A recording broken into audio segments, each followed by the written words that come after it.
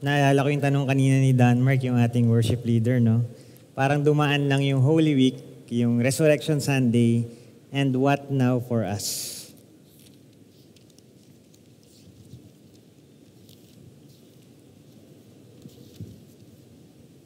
Our passage for today is from the book of Revelation. The book of Revelation was written by John, the beloved disciple, from the visions he received from the Lord while imprisoned in the island of Patmos. These visions unveils the spiritual war in which the church is engaged. God the Father and the Christ versus Satan and his evil allies. In this conflict, Jesus the Lamb has already won. He won the decisive victory through his sacrificial death. But his church continued to be assaulted by the dragon in its death throes through persecution, deceptive heresy, and the allure of material affluence and cultural approval.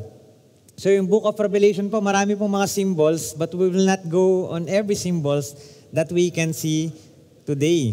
The book reveals the reality that the Christian life is filled with trials and temptations, but affirms the victory of Jesus Christ over evil, encouraging the believers to endure suffering. So hindi po binigay ni Lord kay John ang mga visions na ito para i-predict ng mga Kristiyano kung kailan ba ang second coming. Nakadalasan po natin na-experience pag nababasa natin yung Revelation, gusto nating alamin kung kailan ba babalik si Lord. Pero hindi yun ang purpose ng Revelation. Hindi din po ito isinulat para takutin yung mga believers o yung mga Christians patungkol sa rapture, na another theme na naman tuwing binabasa yung apocalyptic messages or revelation, pinag-uusapan, pinagdedebatihan, ano bang mauuna? Pre-mid, post-mid, post-trib, mali ako, no?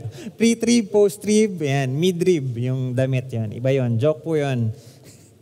Yan. Kundi, isinulat po ang Revelation para magbigay pag-asa at manatiling tapat ang mga tulad nating Christians sa ating pananalig kay Jesus Christ bilang ating tagapagligtas.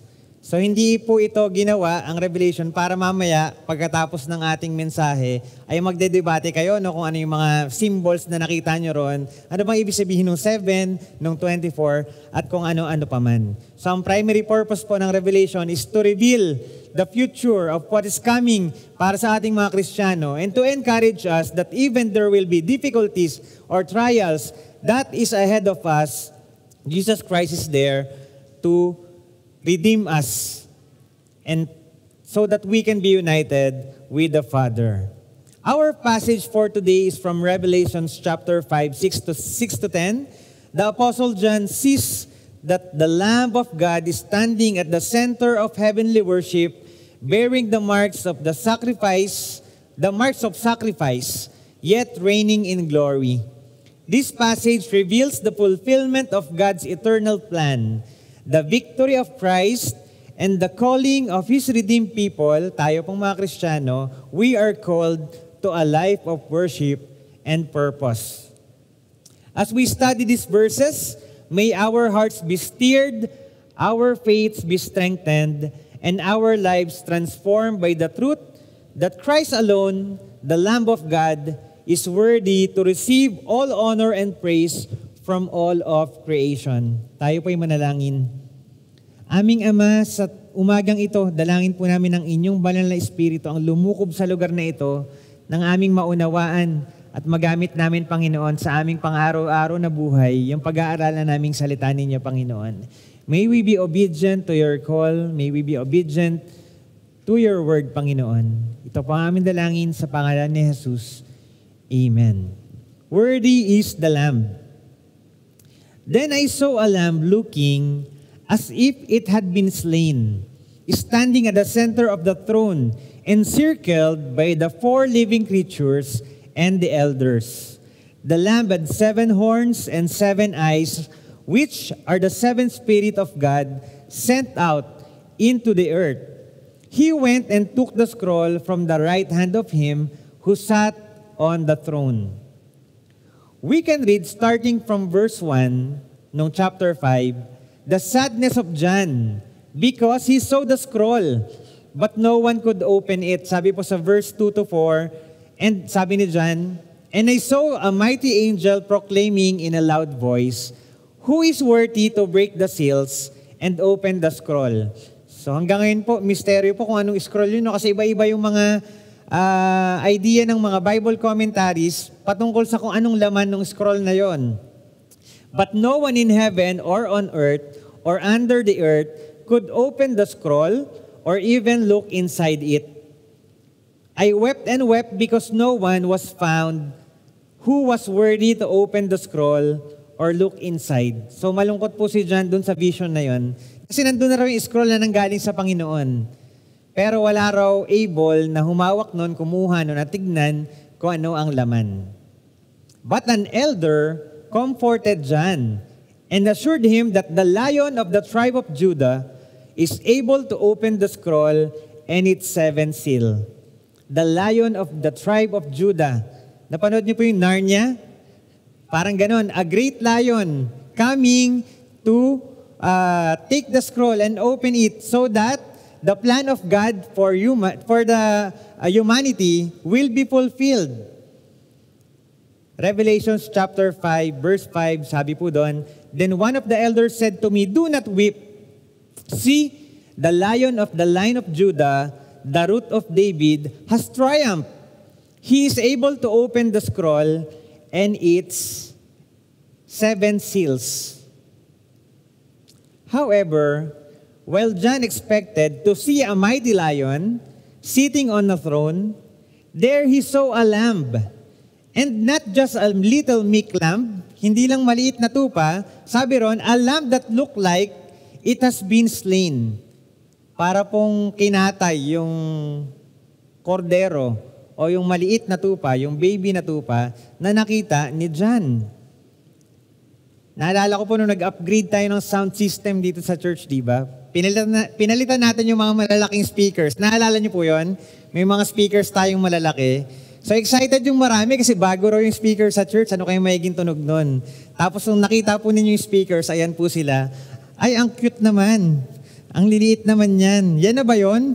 Kaya ba niyan tapatan yung dating speakers na malalaki? Yan. Pero syempre, napatunayan po natin na wala po sa sukat yun ng speaker, no?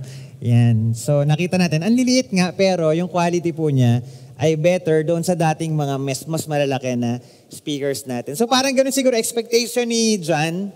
He will see a mighty lion from the tribe of Judah to conquer the enemies.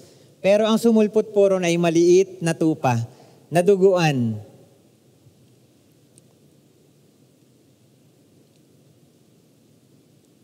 So hindi po matikas, hindi magiting na image yung nakita ni John, but humble and meek. Bumungad sa kanya isang maliit na tupa at duguan na parang inialay sa templo. Yung mga tupa po nung panahon nila, mga puting tupa, inaalay po sa templo. In Jewish culture, lambs were central to sacrificial practices. Particularly during Passover. Naalala niyo po yung Passover? Nagsimula po yung Passover, di ba sa panahon ni Moses, yung may pupuntang espiritu na kukunin yung mga panganay na lalaki bilang consequence sa pagiging evil ni Pharaoh. Pero ang sabi doon, pag meron nakapahid na dugo ng kordero sa bawat pinto ng tahanan, hindi po mamamatay yung panganay doon sa bahay na yon. So yung mga Israelita, sinelebrate nila yung Passover feast mula ng panahon na yon dahil sinave sila ng Panginoon sa mga Egyptians.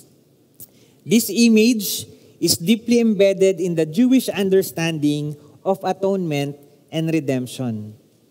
So nauunawaan po nila yun. Anong ibig sabihin ng tupa na inialay?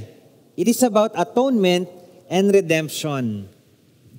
In the New Testament, Jesus is identified as the ultimate Passover lamb, fulfilling the sacrificial system and providing eternal redemption for humanity. Si Jesus po, yung tupa na naghandusay at inalay sa templo para po malinis tayo sa ating mga kasalanan. And that is the Lamb's worthy sacrifice. Jesus died on the cross like a helpless lamb to cleanse us from our sins. John chapter 1 verse 29b, Look, the Lamb of God who takes away the sin of the world. So sa Gospel of John po yun, no? Nakita ni John si Jesus na naglalakad. Ang sabi niya, tignan nyo, the Lamb of God who takes away the sin of the world.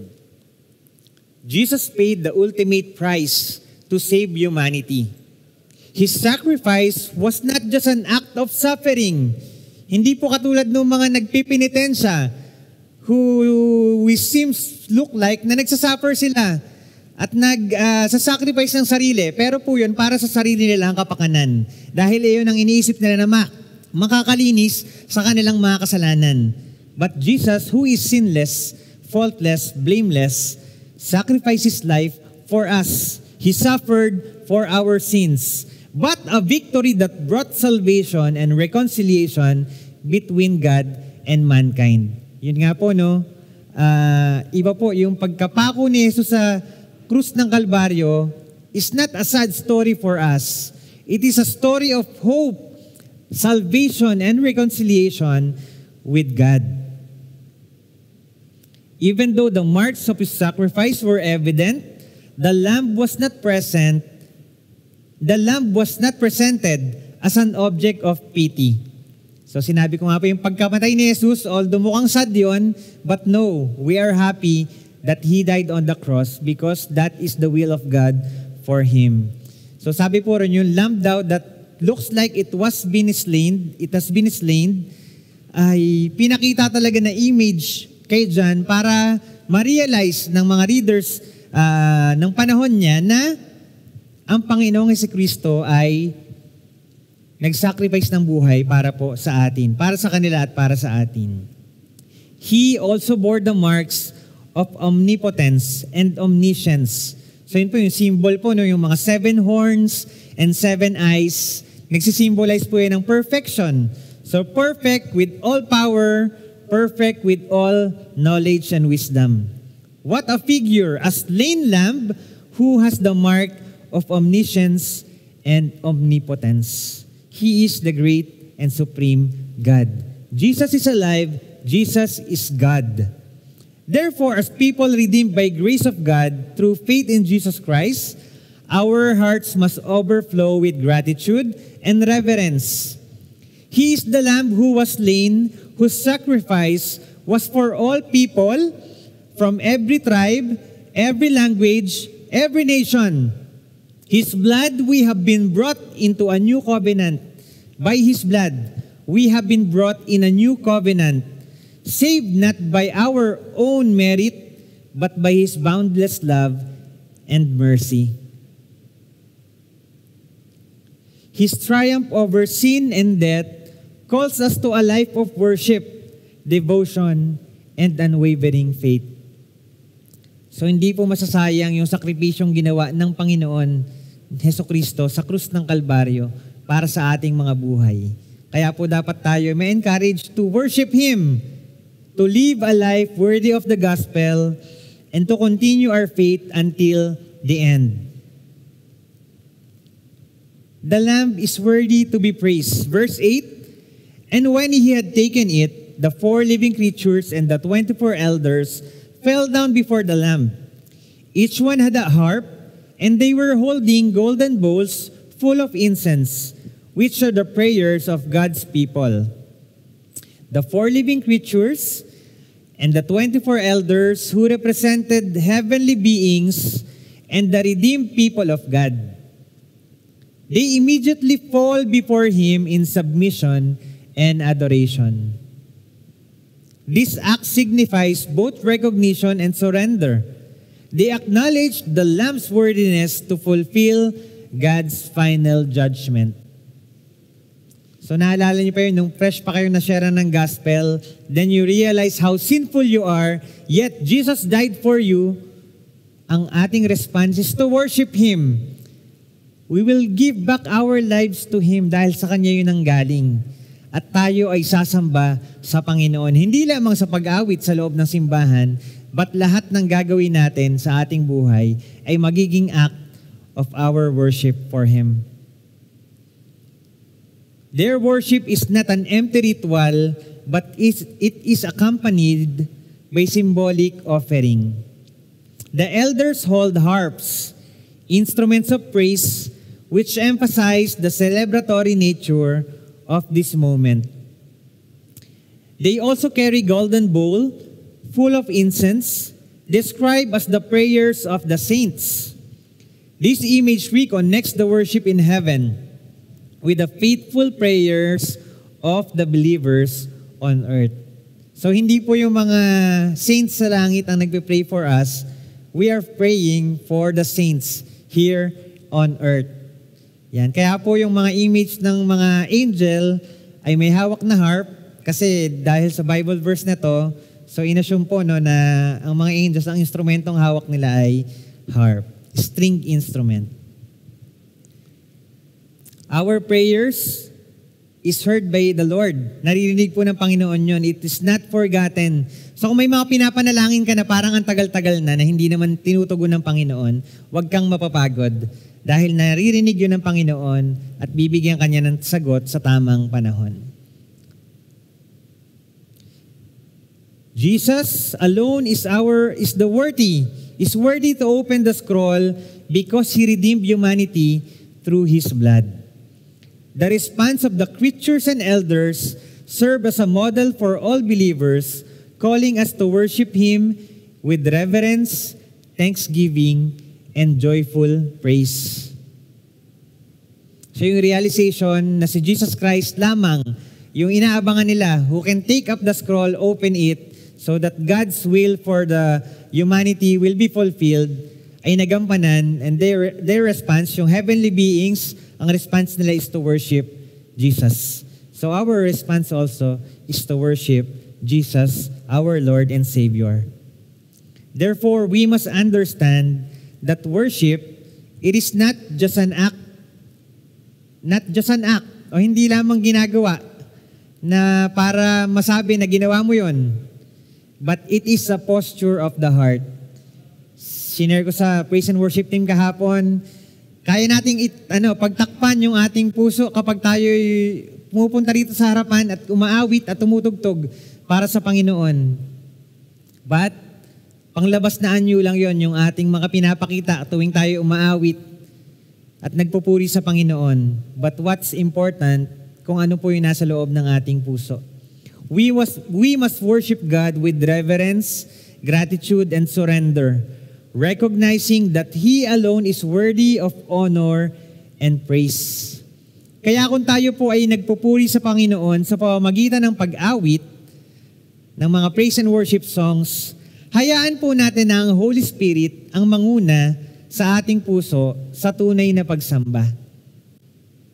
Huwag po natin masyadong pansinin kung tama ba yung tono ng song leader o kung mahusay ba yung mga instrumentalist.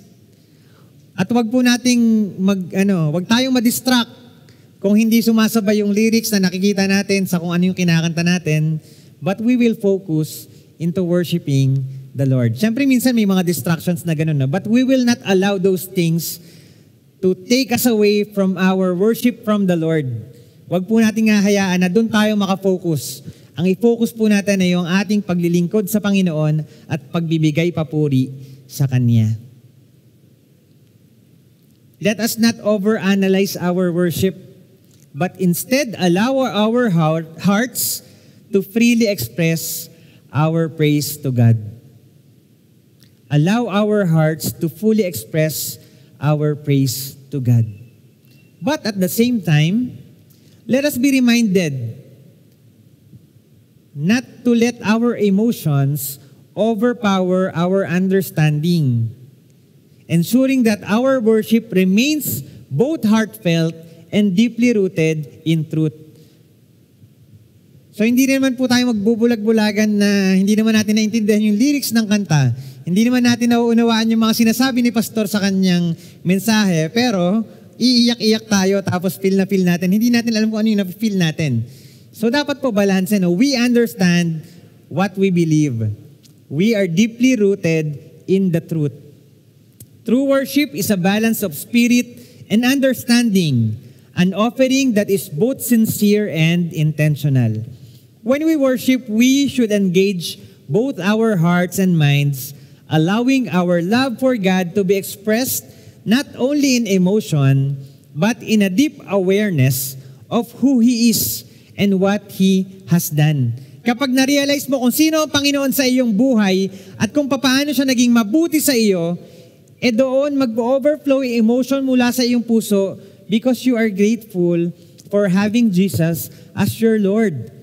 As we lift our voices in praise, let us do with joy, reverence, and a firm foundation in His truth. And finally, the Lamb is worthy to reign. Verses 9 to 10, and they sang a new song saying, "You are worthy to take the scroll and to open its seals because you were slain. And with your blood, you purchased for God persons from every tribe and language and people and nation. You have made them to be a kingdom and priests to serve our God, and they will reign on the earth." Jesus is worthy to reign over all creation. In this vision, John witnessed a moment of worship and recognition of God's redemptive work. As the heavenly beings sing a new song, they proclaim the Lamb's worthiness. For He has redeemed people from every tribe, every language, every land, and every nation through His blood. This passage highlights the universal scope of Jesus' sacrifice. His redemption is not limited to one group, but extends to all humanity, bringing them into the family of God. Not just for the chosen nation, Israel, but even to the Gentile nations. At kasama po tayo ron, we are receiving the grace of God because God is the God of all nations. Verse 10 declares that those redeemed by Christ are made into a kingdom of priests, signifying our new identity and purpose. Hindi po maihinto lamang sa pagiging makasalanan na pinatawad ng Panginoon, nagpabautismo, umatin sa simbahan, uuwi sa bahay at gagawin na yung dati niyang buhay na hindi kalugod-lugod sa Panginoon. Kundi mga bagong nilalang na gagamitin ng Panginoon para sa kanyang kaharian. Member po tayo ng Kingdom of God. Kasama po tayo ron, kaya ang dapat nating ginagawa ay mga actions, values, na in line sa kingdom ng Panginoon. We must reflect His glory and we must reign with Him. We are people set apart for God's kingdom, representing His love and righteousness in the world. We are representatives of Christ's love and righteousness in the world. Our worship must be rooted in gratitude for Christ's sacrifice. As a recipient of His grace, we are not only saved, but also commissioned to serve and glorify Him in everything we do. So whether you eat or drink, or whatever you do, do it all for the glory of God. His blood has broken barriers. His blood has broken barriers, uniting us believers as one redeemed people before God. Ang pagiging Kristiyano po natin is not just about our individual salvation. Hindi ka matutuwa na ikaw lamang ang ligtas. But it is the salvation for the nations. It is for the kingdom of God. God reigns not just in our personal lives, but also in our community and even in our country. Do you believe that God is sovereign in our country? Kaya dapat po, maging sa pagpili natin ng mga bagong leader ng ating bansa sa darating na halalan, ay nagre-reflect yung Christian values natin sa mga kandidato po na ating sinusuportahan.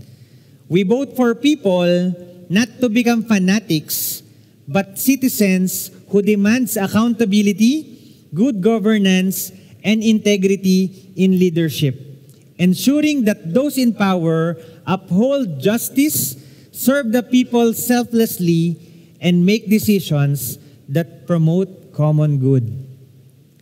By calling us a kingdom of priests, Christ invites us into a life of service and worship.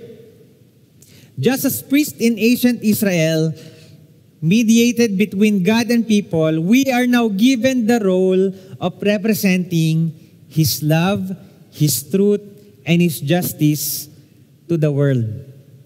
You are a person who needs to share God's love, truth, and justice to all the world. As we stand in awe of the Lamb who reigns forever, let us acknowledge His authority, His kingship, and His reign in us. Jesus reigns. Jesus, the Lamb of God, is the perfect sacrifice who takes away the sins of the world. Our study today reveals that Jesus Christ is the Lamb who was slain, yet stands victorious before the throne of God. His blood has ransomed people from every tribe, every language, and every nation, uniting them into His kingdom. Through His sacrifice, we are not only forgiven, but transformed, called to live as a kingdom of priests who serve and glorify God.